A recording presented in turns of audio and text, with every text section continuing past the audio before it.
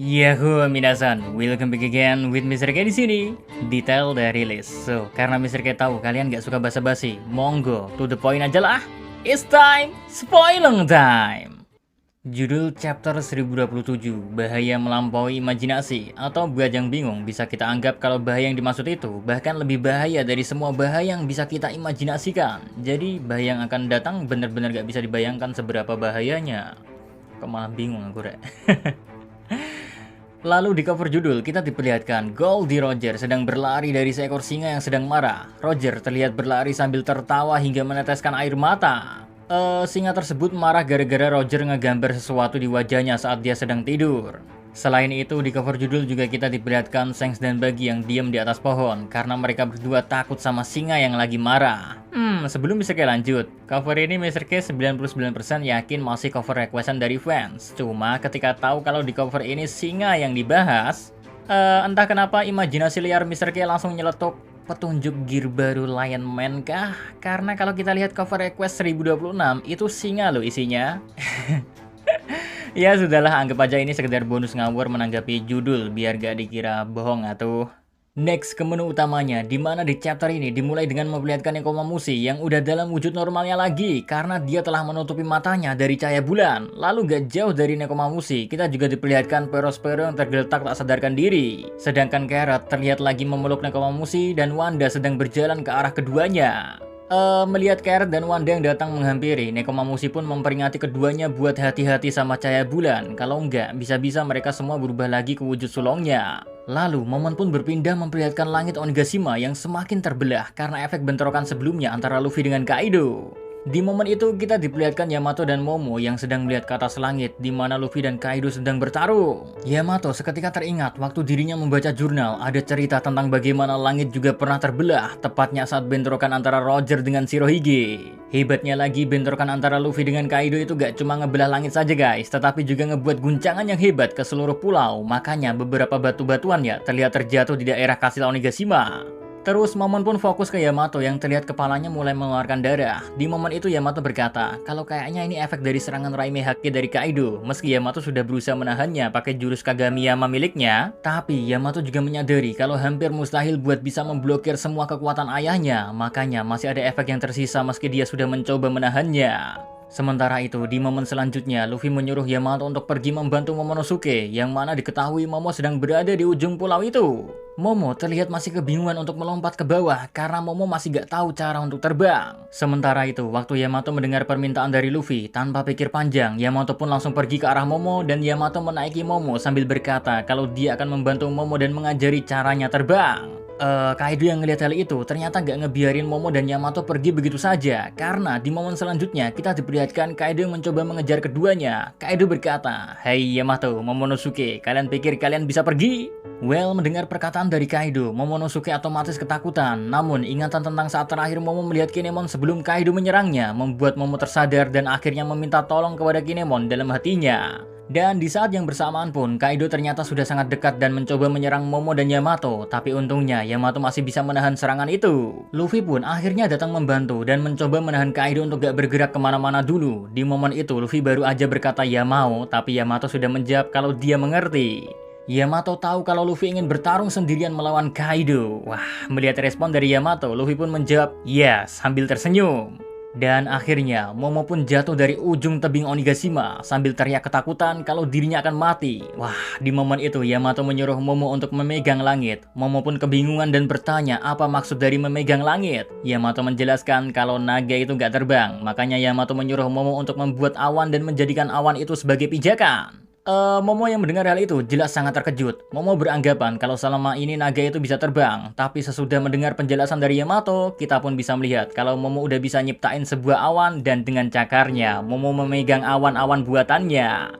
Melihat Momo sukses melakukan apa yang disuruh oleh Yamato, Yamato pun berkata, berjalan di langit itulah yang dilakukan naga. Tapi Momo malah gak ngedengerin perkataan dari Yamato dan dia malah berteriak kesenangan kalau dia itu terbang. Terus Yamato ngasih tahu kalau awan-awan yang dibuat oleh naga disebut sebagai flame clouds atau awan api atau yang dalam bahasa Jepang disebut Homuragumo. Di tengah-tengah percakapan antara Yamato dan Momo, tiba-tiba saja ya beberapa batu jatuh dari bawah pulau Onigashima yang sedang melayang. Untungnya batu-batu itu bukan masalah berarti karena bisa dihancurkan dengan mudah oleh Yamato. Namun ternyata ya semakin lama semakin banyak batu yang jatuh dari Pulau Onigashima. Yamato pun berkata kalau pulau itu kayaknya mau runtuh. Sontak mendengar hal itu ya, Momo kembali terkejut bukan main. Terus Yamato bertanya pada dirinya sendiri, apakah kekuatan Kaido mulai melemah karena awan api miliknya mulai gak stabil. Nah, Momo yang melihat hal itu pun menyadari kalau ini semua sangat berbahaya. Makanya Momo mencoba mendorong bagian bawah Pulau Onigashima dengan kepalanya. Tapi semua itu percuma karena gak ada tanda-tanda kalau Pulau Onigashima bisa naik ke atas. Momo pun bilang ke Yamato kalau dirinya gak mau ngebiarin pulau ini mencapai ibu kota bunga. Cuma menurut Yamato hal itu adalah hal yang gak mungkin. Soalnya menurut Yamato mereka udah gak punya waktu lagi.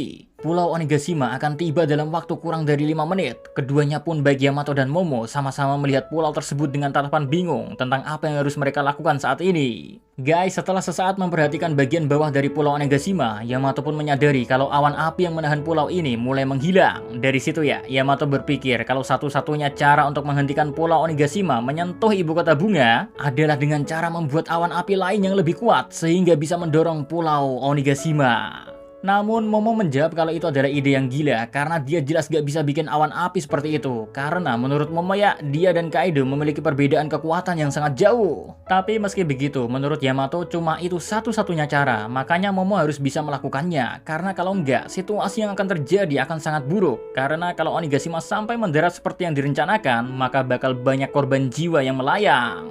Nah, mendengar hal itu, Momo dengan entengnya malah bilang, kalau begitu mereka harus memperingati Luffy tentang apa yang akan terjadi ke ibu kota bunga. Wah, mendengar perkataan Momo, Yamato langsung memukulnya dengan kanabu miliknya. Sambil bilang kalau Momo sangat bodoh, karena menurut Yamato, saat ini gak ada beban yang lebih berat selain yang sedang ditanggung oleh Monkey D. Luffy, yaitu bertarung sendirian melawan Kaido.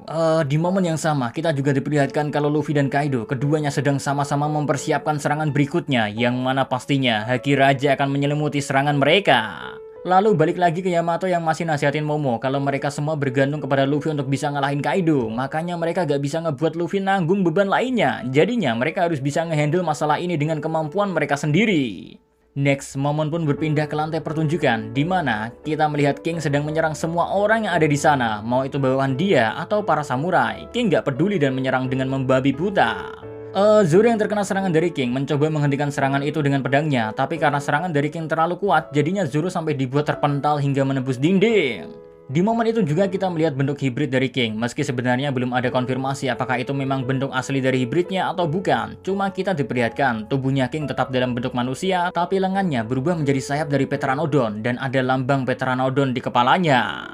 Lalu King terlihat kembali menyerang menggunakan lengan berbentuk sayapnya tersebut ya, dan serangan itu membuat Zoro kembali terpental ke salah satu koridor di dekat lantai pertunjukan. Untungnya di sana ada Franky, ya syukurlah cyborg gendeng ini berhasil menangkap Zoro sehingga Zoro gak mental lebih jauh lagi. Saat ditolong oleh Franky, Zoro bilang kalau King sangat kuat, sehingga Franky pun menawarkan bantuan ke Zoro, tapi Zoro bilang kalau dia baik-baik saja.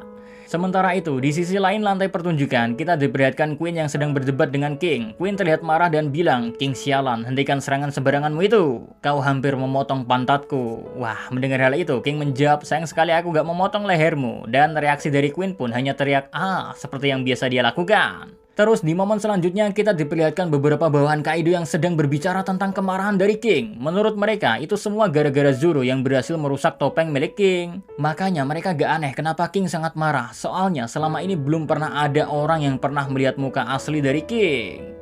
Di saat yang bersamaan dengan momen itu, kita juga diperlihatkan King yang sedang bergerak mendekat ke arah Zoro dan Franky, dan di sana kita bisa melihat kalau bagian sebelah kiri dari topeng milik King memang sudah terpotong. Di momen itu juga Zoro ngasih tahu Franky kalau dia sebaiknya pergi meninggalkan tempat ini, dan Franky pun hanya menjawab dengan good luck dan dia pun pergi meninggalkan Zoro.